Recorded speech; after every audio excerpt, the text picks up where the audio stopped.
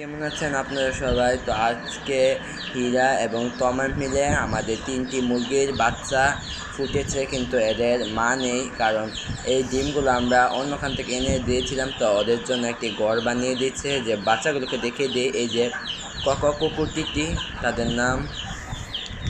তো দেখুন, বাচ্চাগুলো কিন্তু অনেক সুন্দর। এগুলিকে আমরা পাখালের মধ্যে রেখেছি। আর এই যে ঘরটা আপনাদের দেখিয়ে দিচ্ছি, ইট দিয়ে বানাচ্ছি। এখানে হীরা তমা এটার ভিতরে বন দিয়ে দিবে। হীরা, তুমি যে বাচ্চাটির জন্য ঘর বানাচ্ছো, তোমার কিরকম লাগছে? আমার অনেক ভালো লাগছে। কেন? আমি আচ্ছা, হীরার বলে ভালো লাগছে। আর তমা, তোমার কেমন লাগছে? অনেক ভালো লাগছে। হ্যাঁ, সত্যি। দেখুন আমাদের গাছের জ্যাকফ্রুট।